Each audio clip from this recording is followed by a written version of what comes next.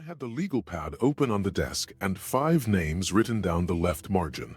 Pius XII, John XXIII, Paul VI, John Paul II, John Paul II, 5 popes who had access to the third secret of Fatima between 1957 and 1981. I was building this for a religion and journalism course I was putting together. Institutional transparency in modern Marian apparition cases. Standard historical exercise. Well-documented event. 20th century. Official Vatican position on record. I thought it would take a weekend. I started with the timeline. July 13, 1917. The vision and the secret given to 3 children in Leiria, Portugal. Lúcia writes it down years later in 1944 and seals it in an envelope. She writes specific instructions. The document can be opened only after her death, or in the year 1960, by the Cardinal Patriarch of Lisbon, or by the Bishop of Leiria. 2 specific custodians, 1 specific year. The envelope moves. It travels to the Vatican in 1957. Pope John XXIII receives it in 1959. Not in 1960, not by either of the custodians Lúcia named. He has it translated into Italian.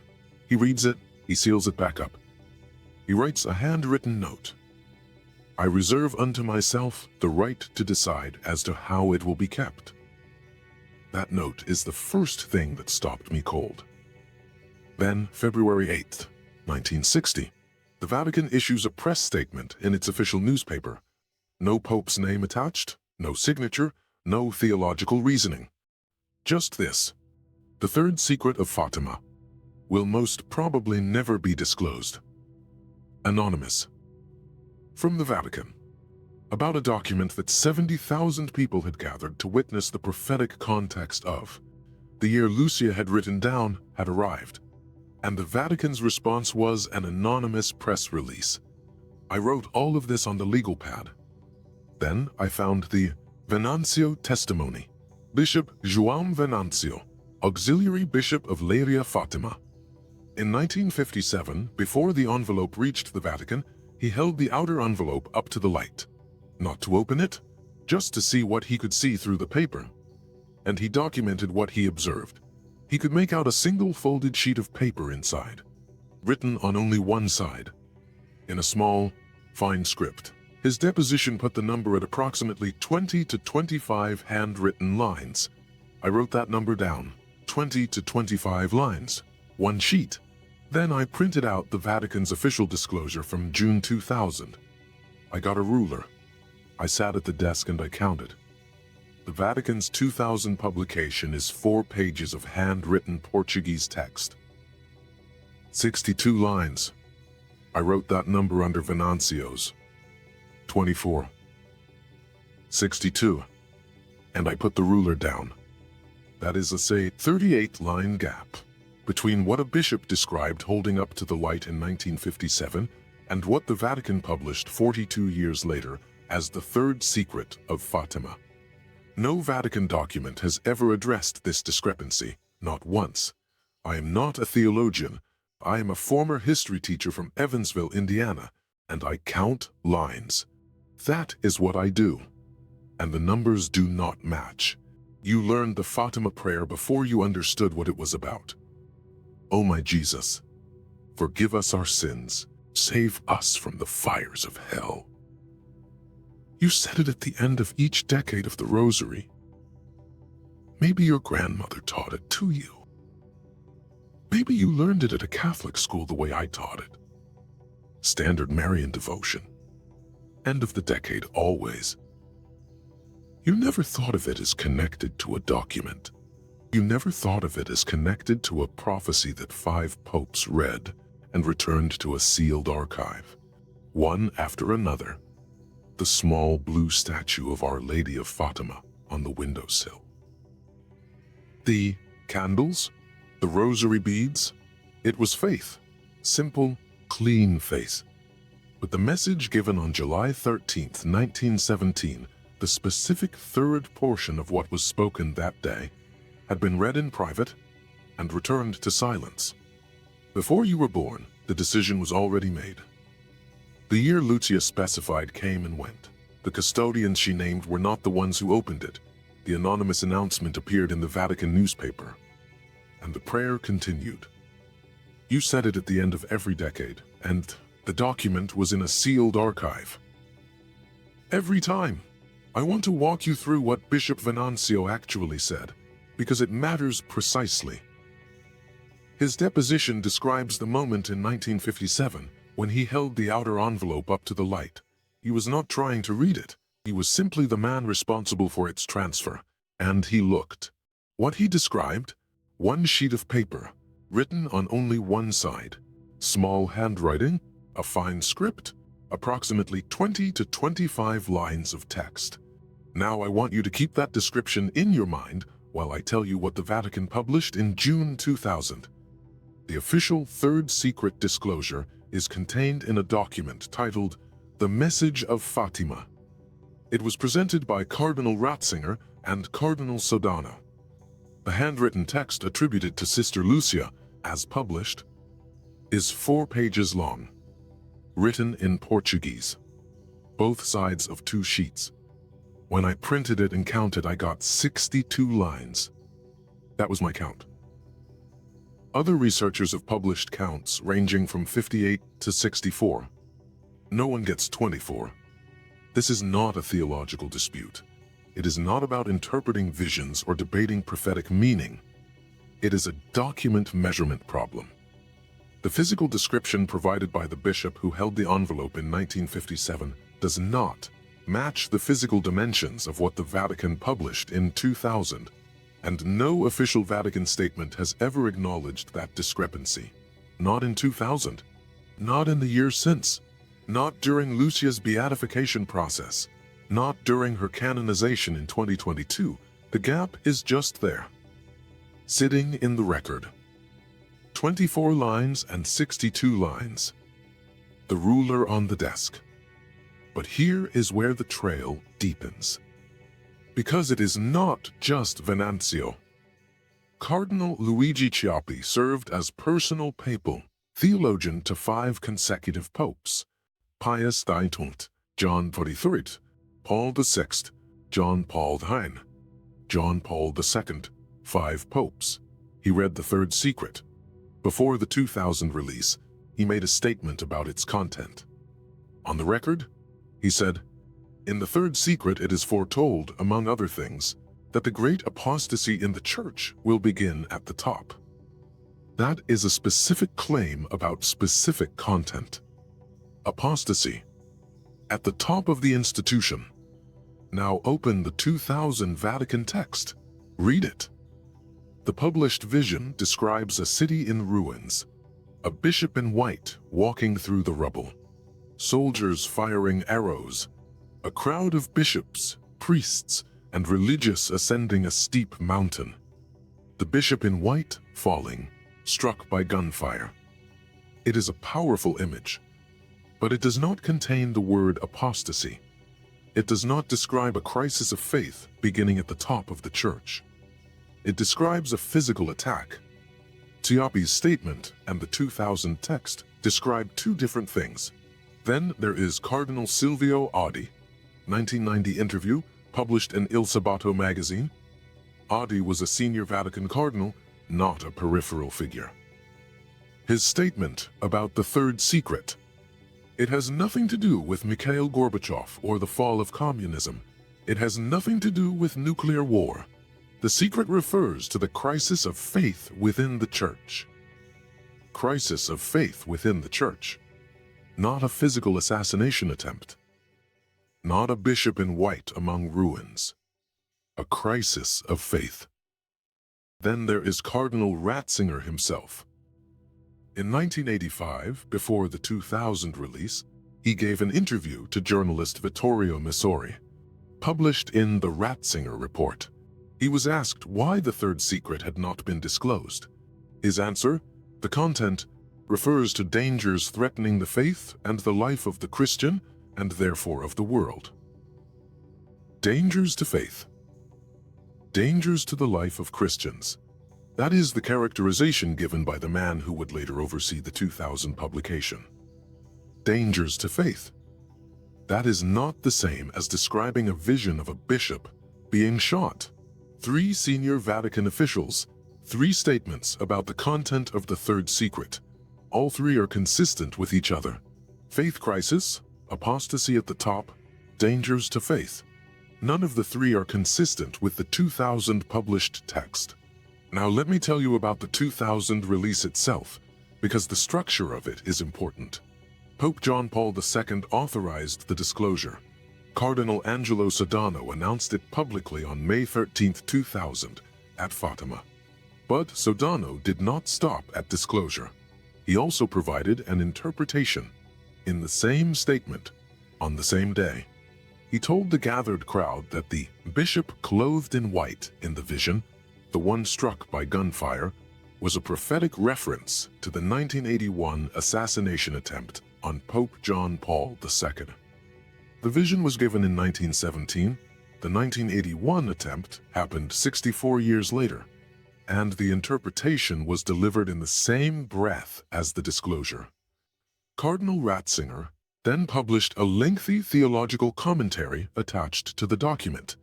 Think about what that structure does. You release the document. You release the interpretation with it. You close the prophetic window at the same moment you open the archive. The vision is given its meaning before the reader has a chance to wonder. That is not how you release a historical document. That is how you manage one. Before I go further, I want to establish something clearly, because I am not asking you to take my word, or J.J. Benítez's word, or anyone's word, for the foundational reality of what happened at Fatima. October 13, 1917, Cova da Iria, Portugal. An estimated 70,000 people gathered in an open field. The secular press was there specifically because they expected nothing to happen. Avelino de Almeida was the editor of O Século, Portugal's largest newspaper at the time. He described himself as a skeptic. He went to Fatima to cover what he expected to be a mass delusion. He published a front-page account afterward, titled, and I am translating from Portuguese, How the Sun Danced at Noon in Fatima. His own headline, Dr. José Maria de Almeida Garrett was a professor at the Faculty of Sciences at the University of Coimbra. He was present.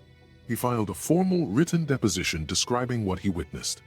Atmospheric phenomena, movement of the solar disk, duration, effect on the crowd. A formal academic deposition. This is not contested.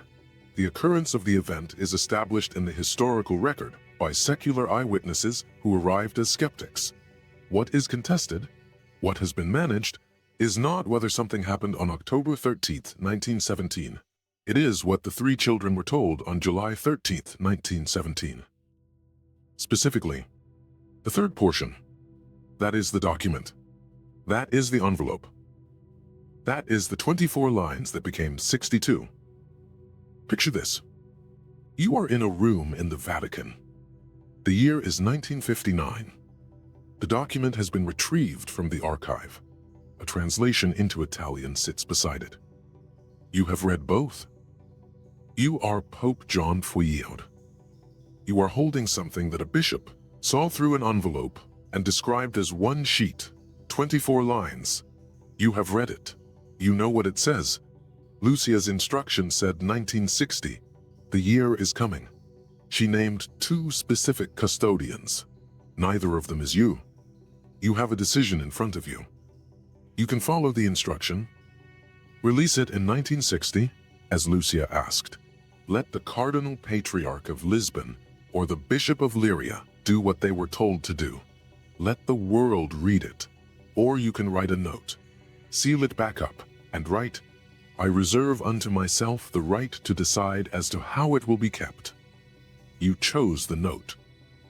Then, February 8, 1960 arrived.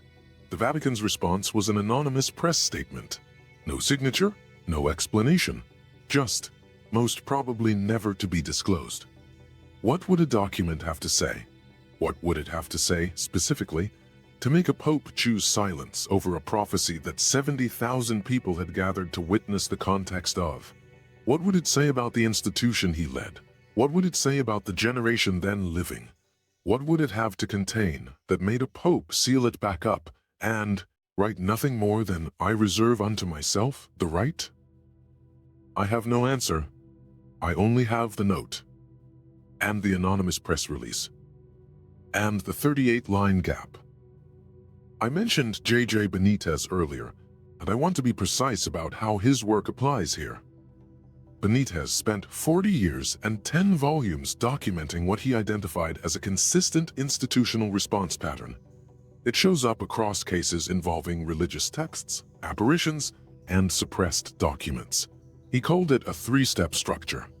Step 1, acknowledge the event's existence. Step 2, provide an interpretation that resolves the prophecy with a past event. Step 3, decline to produce the original manuscript for independent analysis. You do not deny the event. You accept it, you attach a meaning to it, and you close the question.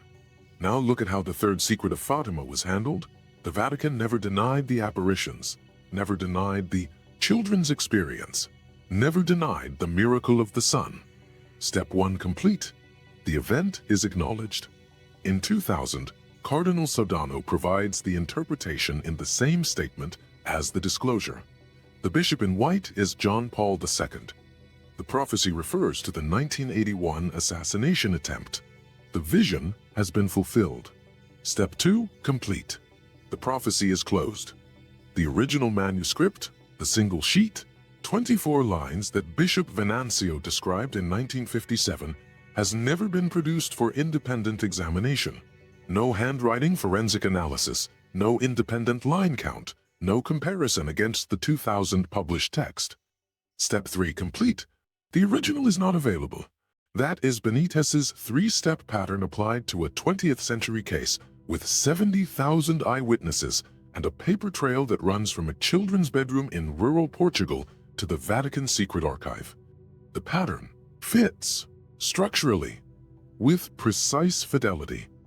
I am not saying this proves anything about the content of the document. I am saying the institutional response follows a documented pattern for managed historical events. I told you I started this as a course project. I want to tell you what it looked like after 6 months. I had a wall chart. Literally a wall chart, the kind teachers make. Butcher paper, pinned to the dry wall. 5 popes across the top. A horizontal timeline below. Every documented contact with the envelope, every public statement, every disclosure, non-disclosure, and announcement.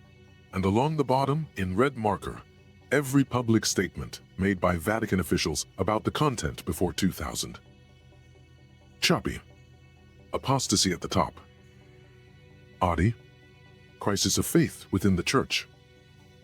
Ratzinger. Dangers threatening the faith. And then the 2000 text in a separate column.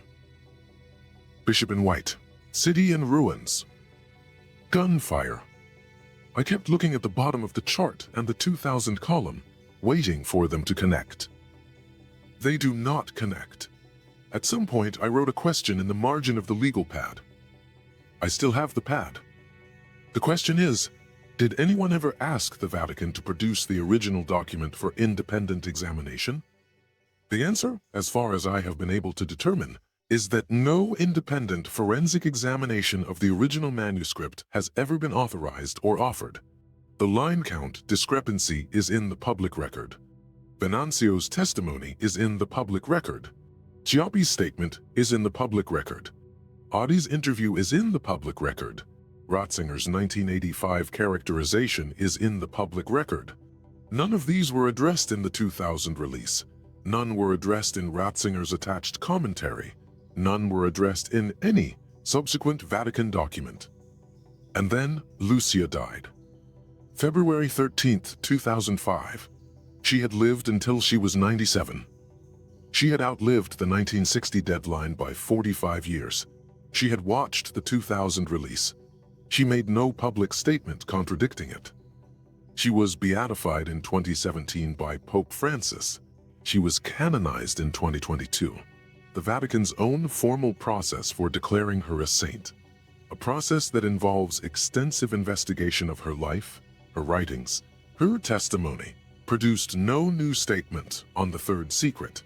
No acknowledgement of the line count discrepancy, no forensic accounting, no comparison of Bishop Venanzio's physical description with the 2000 published text.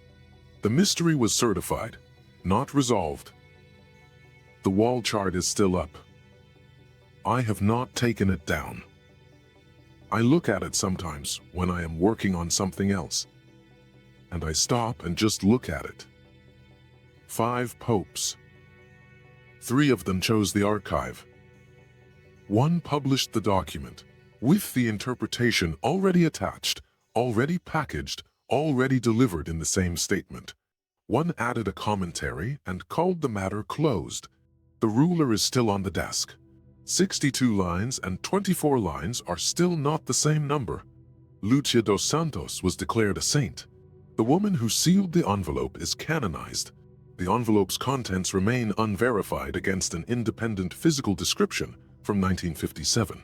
A bishop held it up to the light. He counted approximately 20 to 25 lines. He documented it. The Vatican published 62. And the Fatima prayer is still said at the end of every decade of the Rosary. O my Jesus, forgive us our sins. Learned before long division. Said by children who did not know an envelope existed. The message the children received on July 13, 1917 has not finished running. I do not know what it says. I only know that the numbers do not match. And I know that John XXIII read it, sealed it, and wrote a note about his own right to decide. You decide what to do with this.